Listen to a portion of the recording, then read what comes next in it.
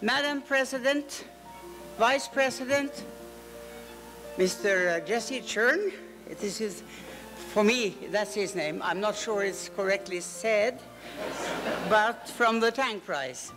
Ladies and gentlemen, students and faculty, it is great to be back here today in Taiwan and also here, remembering the wonderful events in 2014 when the first Tang Prizes were awarded. I was deeply grateful to be receiving this great honor. One of the positive developments was the Tang Prize grants that we could use for each one of us to further our key causes.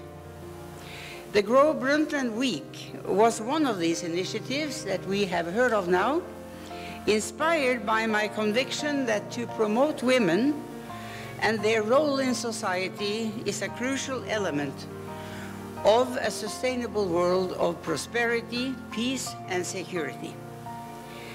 The world has fortunately, step by step, moved forward, inspired by my conviction, over my lifetime, to realize that human rights also need to be women's rights, and that empowerment of women is a prerequisite for sustainable development. I'm grateful for the excellent efforts also by the National Cheng Kung University and the quality of the process of assembling young women scientists who wish to contribute to the global knowledge base for pursuing sustainable development. The title of my speech today is about the critical need we all are facing for our world and our more than 190 different countries to be working together for our shared interests to safeguard our common future. Sustainable development, the concept we coined back in 1987, has nearly 30 years later, in 2015, led to a crucial global agreement, the Sustainable Development Goals. It has been a long journey, but it has successfully brought the world together behind key common goals. It is also an important part of my own life story and how I became personally involved, engaged and convinced already as a young environment minister of Norway in pursuing a pattern of development that could benefit all, protect our planet and promote peace. In 2015 became a year of historic breakthrough as our leaders finally agreed on the Sustainable Development Goals in New York, and that was in September, and then in December that year on the global agreement on the climate in Paris. So 2015 fulfilled the hopes of so many and became the breakthrough year for a critical agenda for our world and our future, only less than a year after the first Tang Prizes.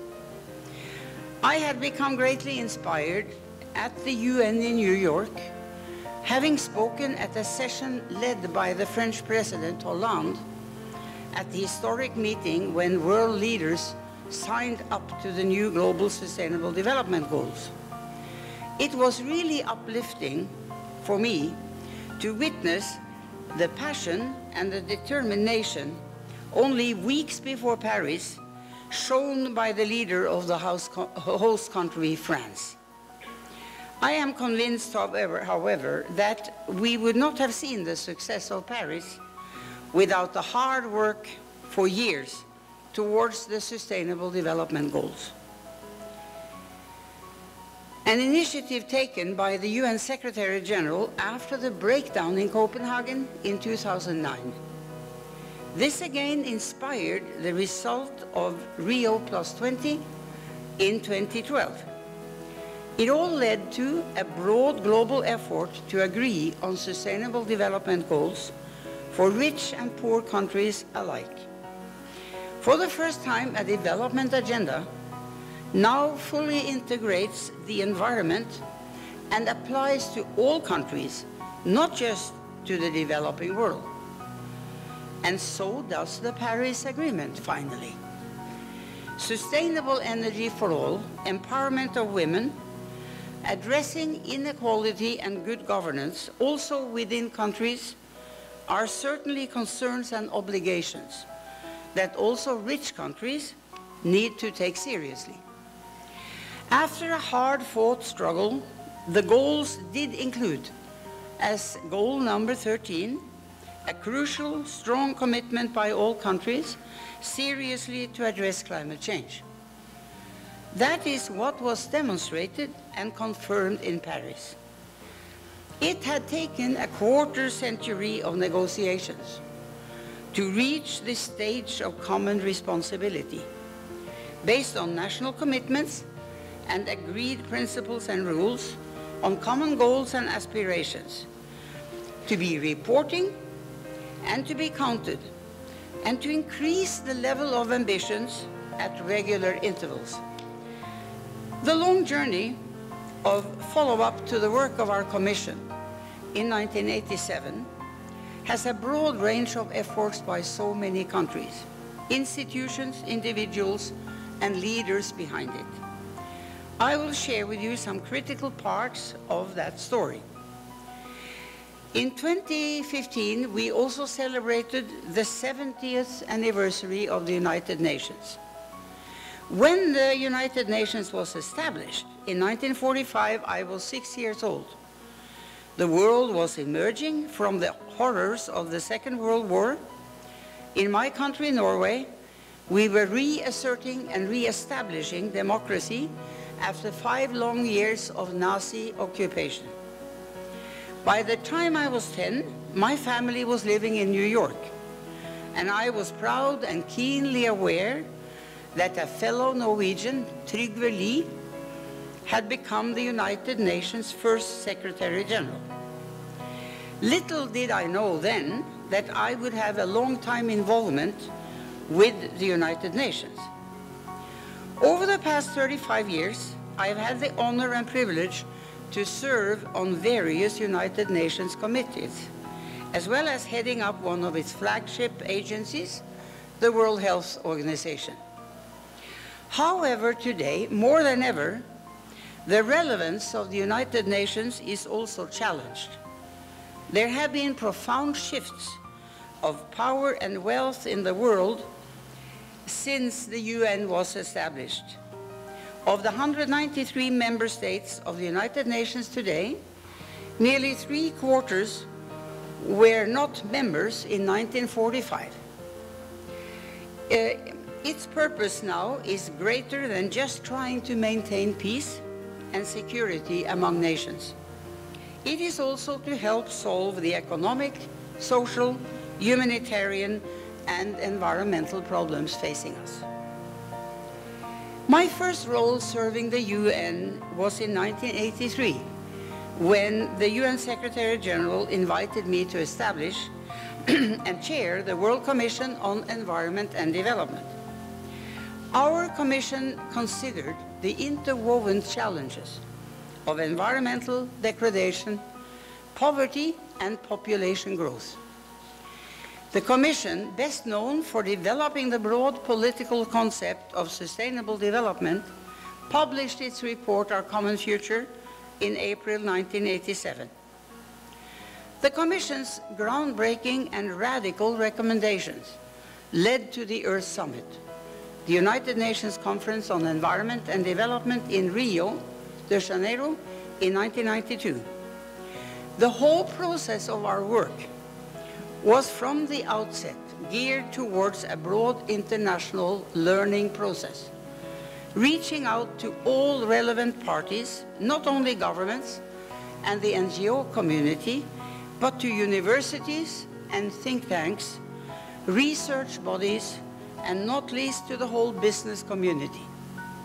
We knew we would be in this together, but that the future depended on unparalleled cooperation to succeed. In Rio '92, Impressive results were already possible to be achieved. The Climate Convention, the Biodiversity Convention, and of course Agenda 21, describing the development needs of the coming century.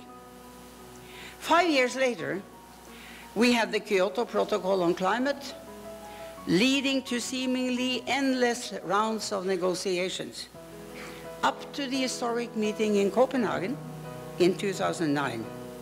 There it became clear that new ways of collaboration were of the essence, after the serious breakdown between different groups of countries that dominated that important summit. However, at least one common goal was agreed. The world must not see a higher temperature rise than 2 degrees Celsius, an essential outcome of Copenhagen after all. Parallel to the climate focus, over the years, the UN system continued working on several critical issues for our common future. The Social Summit in Copenhagen in the 90s, in Cairo, the Conference on Population and Family Planning, in Beijing, the Conference on Women's Rights, just to mention 3 of maybe the most critical ones. At the Millennium, our world leaders were able to agree on a number of crucial issues and launched the Millennium Development Goals. This was a key effort to follow up Agenda 21, but it turned out it was impossible to take into account the serious climate and environment dimension we were already facing. Also, the idea that a development program should address all countries, not just the developing world, was still unthinkable. We have come a long way since the publication of the report nearly 30 years ago. Indeed, great strides have been fought since the launch of the Millennium Development Goals in 2000. We have dramatically reduced the proportion of people living in extreme poverty. More people have access to safe drinking water. Fewer children are dying in infancy. Fewer mothers die due to giving birth to new generations. However, even a quick glance will show that while some in the world are experiencing unprecedented levels of prosperity, the gap between the rich and the poor is widening. Environmental degradation continues, and the effects of climate change have begun to threaten the world's most vulnerable populations and ecosystems. This is why the new Sustainable Development Goals will be crucial in continuing the momentum to eradicate extreme poverty by 2030 and to address a number of critical economic, social, and environmental issues, including climate change. Over the last 28 years, since the launch of our common future, I have often been asked to confirm that so little is being done, that the challenges are too large to tackle, basically being confronted with the issue of giving up. Yes, it has taken too much time. Yes, the pace of change has often been devastatingly slow. However, I have always tried to remain focused on the urgent goals and counting even small gains in wisdom and commitment. So today, I believe it is time to also turn it all around. We should celebrate while reminding people that looked at historically, it may not be so surprising that close to 200 countries with widely varying stages of development, culture, and history have needed some time to overcome such large differences in background and perspective. When I was asked to chair the World Commission on Environment and Development in 1983, I was leader of the opposition. and had my hands more than full with my responsibilities on the Norwegian political scene. The Secretary General put upon me a heavy feeling of responsibility when he explained, "You are the only environment minister to have become Prime Minister." I just could not decline. Years later, now for the third time Prime Minister, during question hour in the Norwegian Parliament, I became exasperated. After a long round of questions from an opposition leader who insisted I must tell him which single factor was the really essential one, I concluded, everything is linked to everything else. I was immediately attacked and criticized by the press for being so unclear and so evasive. Interestingly, as awareness and global debates have increased, the understanding of the multiple and complex challenges we are facing, my remarks back then are now often referred to and quoted as an example of the deepest wisdom. In 2015, after nearly 3 decades, countries of the world have in fact been able to overcome often very deep differences of opinion and priorities. These deep divisions over the new threats to the global environment came fully to the fore already in Stockholm, more than 40 years ago at the first major UN conference on the environment. Indira Gandhi, the most forceful voice from the developing nations then, said the famous words, "Poverty is the greatest polluter." When I was appointed a decade later to lead what was later to be called the Brundtland Commission, I was profoundly aware that there was no alternative road ahead but to confront the two challenges, environment and development, in an integrated manner. This is why the Commission also was named by us the way it is. Clearly, a key concern for human development must be eradication of abject poverty and meeting the needs and rights of every human being for dignity, real choices, and a decent life. On the Commission I put together with more than half of the members coming from the developing world, something I insisted on and that had not happened in global context before. We analyzed these basic links as well as raised the new dimension of intergenerational responsibility. Never before had humanity been faced with having to extend their moral responsibility, concern, and obligations to all future generations, not just the ones living now. In our report, we called for radical change and transformation. We pointed at the need for equitable growth, one that is forceful and at the same time socially and environmentally sustainable. Crucially, I believe, it was that we did not ask for zero growth. There was something before us called the Club of Rome that called for zero growth, an impossible concept. What really matters is the quality of growth, both in terms of promoting growth that benefits the poor, but also in terms of reducing the impact on the environment. We address the dangerous trends towards climate change and global warming as a major challenge to the international community and to our common future. This was in fact dramatic enough for the world to be able to agree only 5 years later in Rio on the Climate Convention. The type of policy changes that are needed enter directly into the core of our development patterns and the use of energy.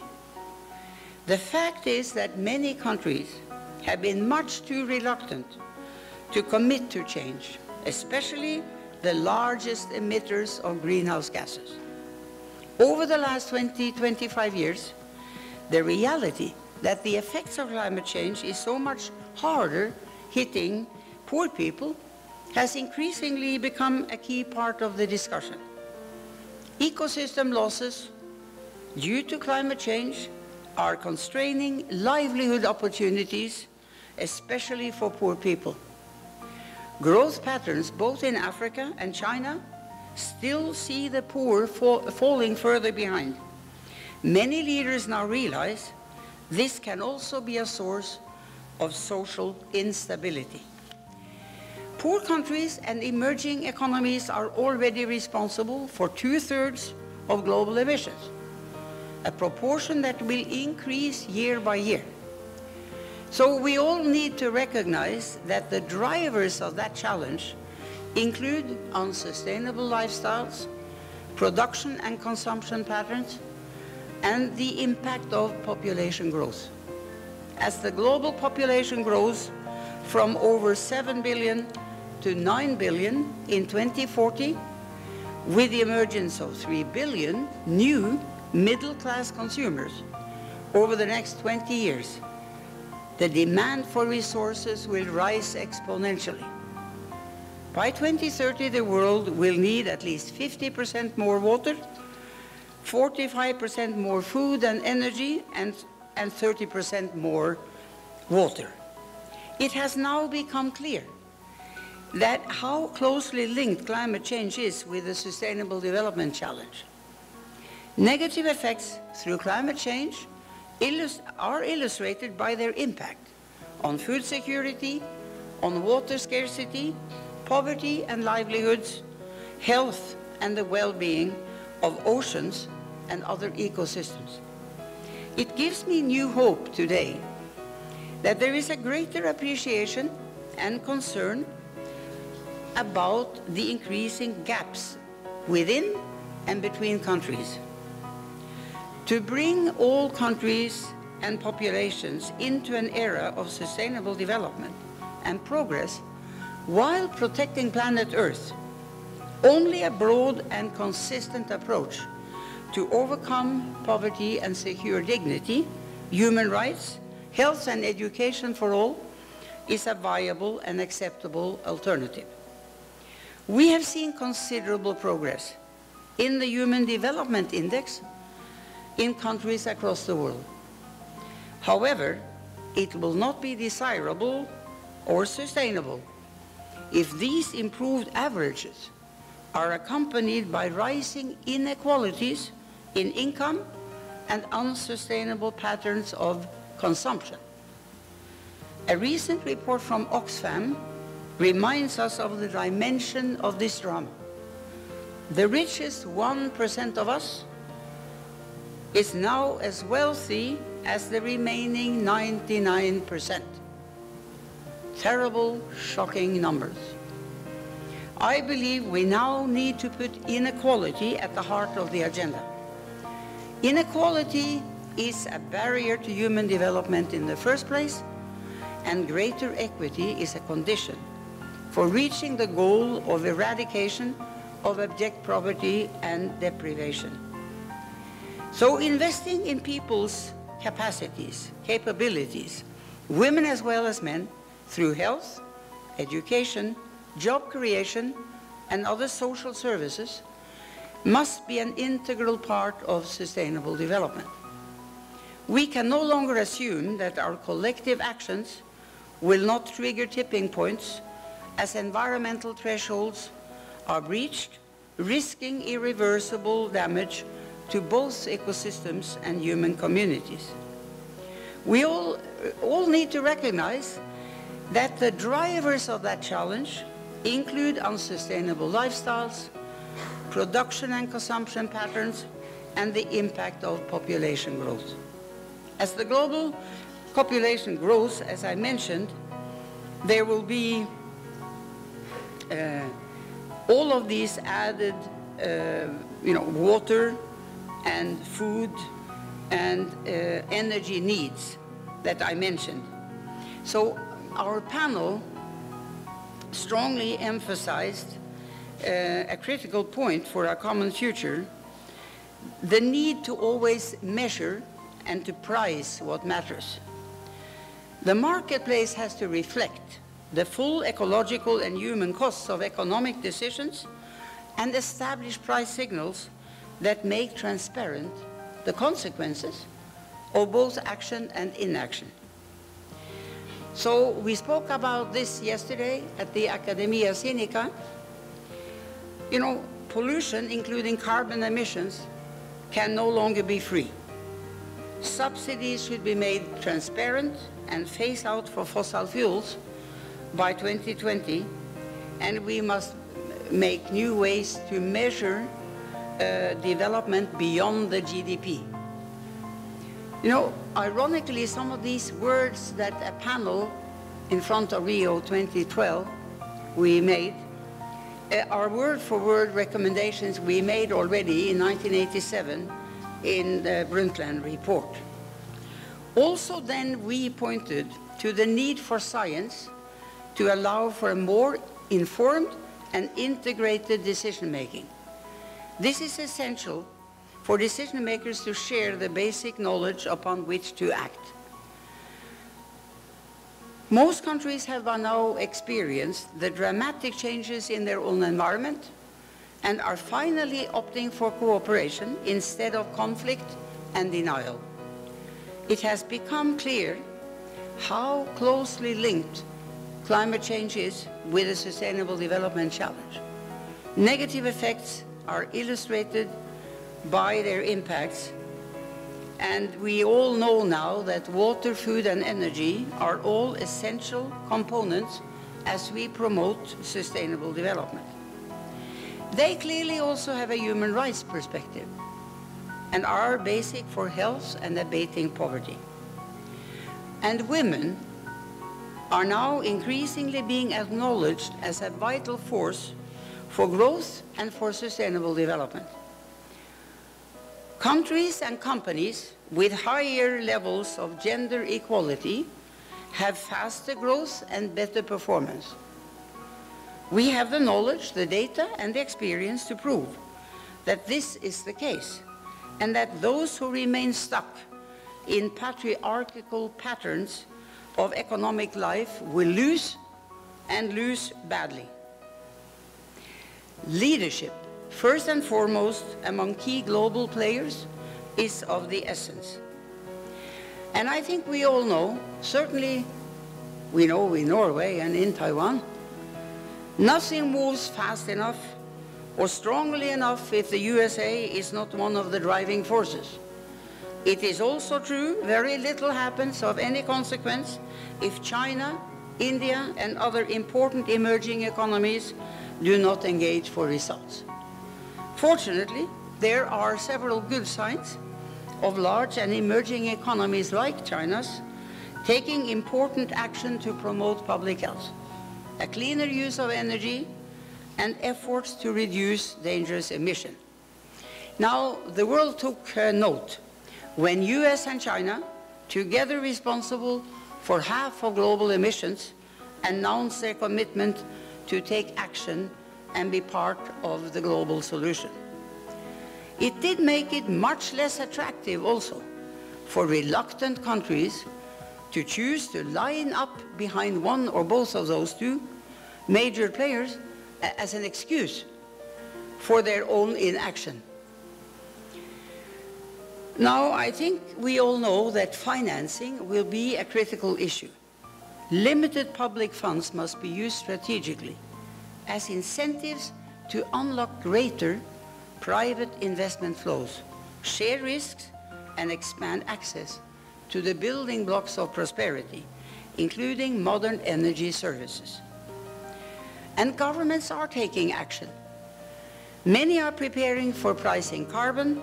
Together they represent almost half of the global warming types of emissions. This means taking advantage of the vast potential that lies in maximization of resource productivity, especially with respect to energy and to water, and reducing waste. It means investing in sustainable technologies that will create jobs and support the poor, improve health and education, and build more resilient and equitable societies. And clearly, the private sector must fully engage and be fully responsible. The traditional separation between the public and the private sector is becoming increasingly irrelevant as our societies realize how interdependent we all are in a world with mounting common challenges and threats. Not just the public and the voluntary sectors, but also the business community must be socially and globally responsible. But business now needs, and they call for, much more government action to inspire innovation and solutions to reach a sustainable world. I have seen over all those 30 to 40 years how the business community was only pointing to governments, not willing to do anything themselves. That has changed. This also means we must urgently turn around the widespread and paradoxical policies still rampant across the world. Subsidies for fossil fuels, you don't have them here, do you? Well, maybe you do. That give additional incentives for their use.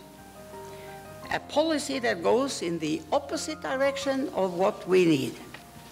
In fact, annual subsidies for established fossil fuels are estimated to cost about $500 billion, depending on the oil price.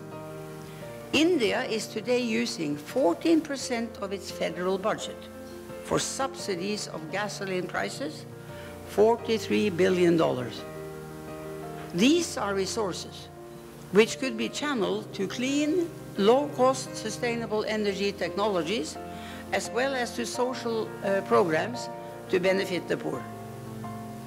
It is hard to believe that 16 years into the 21st century, exposure to indoor air pollution from the use of wood, dung, and coal for cooking and home heating is still one of the world's biggest public health problems.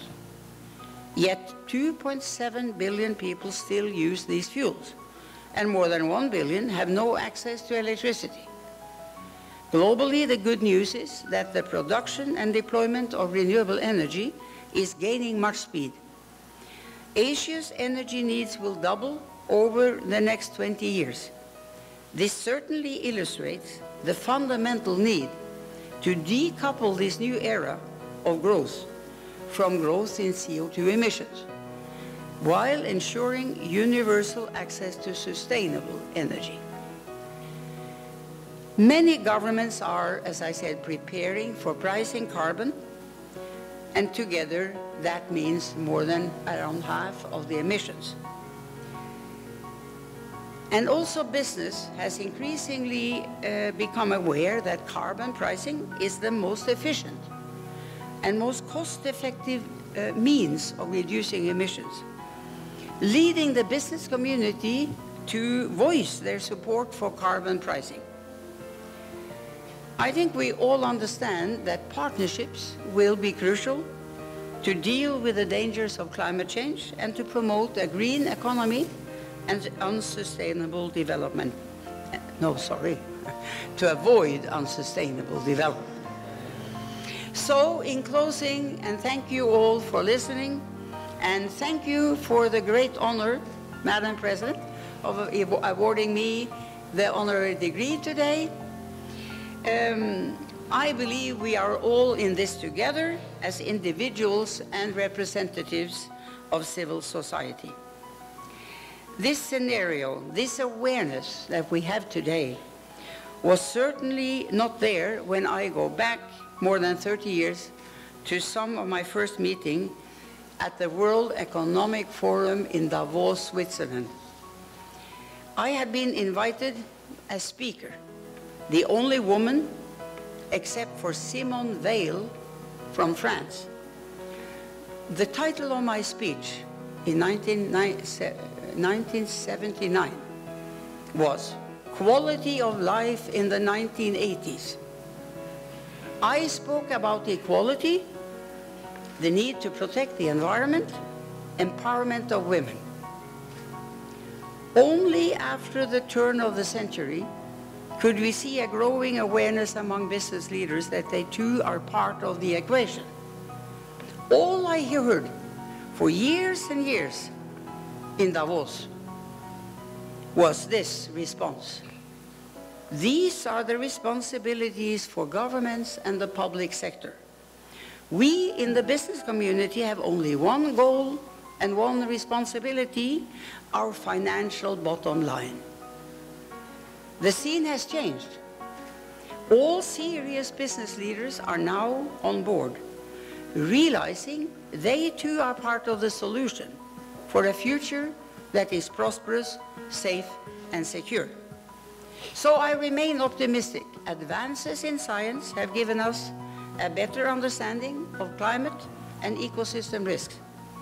Billions of people, even in developing countries, are socially connected by technologies that have shrunk the world and expanded the notion of a global neighborhood. So I again say, as long as we live on the same planet, there is no alternative path for us ahead. Thank you so much.